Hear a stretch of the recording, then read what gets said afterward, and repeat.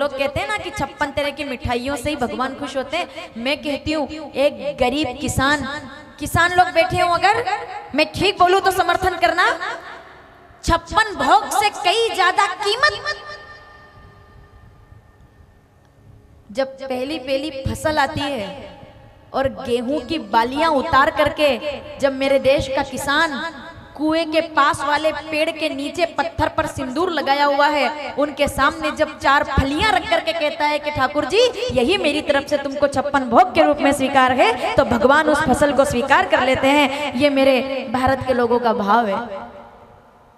किसान ने कभी कोई मंदिर नहीं बनाया, लेकिन हर किसान का खेत अपने आप में मंदिर है जिसमें वो अपने भगवान को बिठाता है। आदिवासी लोगों को देखिए, आपका पूरा ये क्षेत्र आदिवासी लोगों का है। आदिवासी लोगों के अगर किसी को सीखना है तो एक बार आदिवासी लोगों के पास जाकर सीखिए कि वो प्रकृति को भगवान मानते हैं, वो आकाश को भगवान मानते हैं, वो पेड़ों को भगवान मानते हैं, वो संघर्ष को भगवान मानते हैं। हमारे यहाँ का 20 साल का लड़का बिना चप्पल के इस मैदान में नहीं चल सकता, आदिवासी का 5 साल का बच्चा कांटों वाले मैदान पर दौड़कर चल जाता है, क्योंकि उसने संघर्ष सीखा है, उसने जीने का तरीका सीखा है। और ऐसे लोगों के लिए मेरे राम अयोध्या का राजमहल त्याग करके जंगलों में घूमे, किसके लिए? आदिवासियों के लिए, वनवासियों के लिए, उन लोगों के लिए जिनके पास कोई बड़े लोग नहीं जा रहे थे। मेरे राम जी ने उनके पास जाकर उनको इतना बड़ा बना दिया कि आज भी आदिवासी सभ्यता को पूरी दुनिया प्रणाम करती है।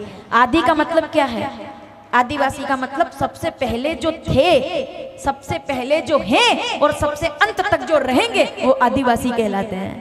उनका जीवन त्यागमय है, उनकी झोपड़ियां हैं कच्ची। लेकिन मुझे क्षमा कीजिएगा,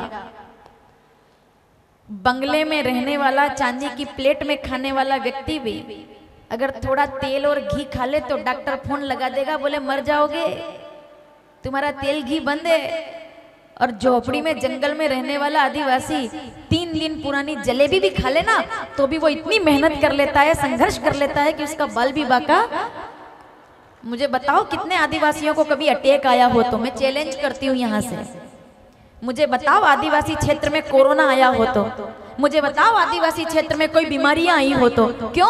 क्योंकि वो लोग पसीना बहाते हैं, वो तपते हैं, वो एसी कूलर वाले लोग नहीं है, वो पीपल की छांव में बैठ करके और ठंडा पानी पीने वाले लोग हैं। उनकी आंखों में आज भी वो करुणा है। मैं अभी गई थी संगेश्वर महादेव, पूरा क्षेत्र आदिवासियों का है और कम से कम 1000 आदिवासी लोग मेरे सामने बैठे थे। जो भोलापन था ना उनका, जो भोलापन उनकी आंखों में था, तब मुझे पता चला। तो उनने कहा कि हमें बड़ा अच्छा लगा कि आप आए। मैंने उनसे कहा कि हम तो बहुत छोटी बात है, आपके लिए तो राम जी अयोध्या छोड़ करके आ गए, हमारा आना कौन सी बड़ी बात है।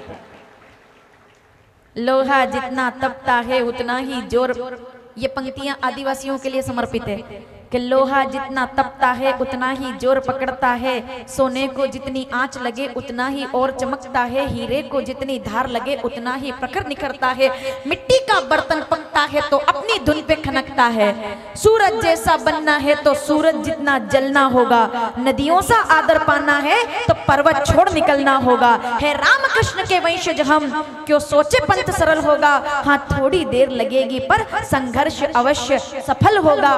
आगे की पंक्ति में भूल गई, आप पूरा करेंगे, हर समस्या का हल होगा, आज नहीं तो। विश्वास बड़ी चीज है। तो वो अपने पेड़ों में भगवान देख लेते हैं, वो अपने नदियों में भगवान देख लेते हैं, वो कंकर पत्थरों में भगवान देख लेते हैं। मेरे देश का किसान पेड़ के नीचे पत्थर पर सिंदूर लगा करके पूरा खेत उनके हवाले कर देता है कि तुम जानो और तुम्हारा काम जाने, अगर अच्छी फसल हो जाएगी तो भी तुम्हारी करुणा है, कृपा है, और नहीं होगी तो भी मैं तो अपनी बीड़ी पी करके कह दूंगा कि राम जी की कृपा है, मुझे कोई फर्क नहीं पड़ना, सब देने वाला तू है। इस विश्वास को भक्ति कहते हैं। तो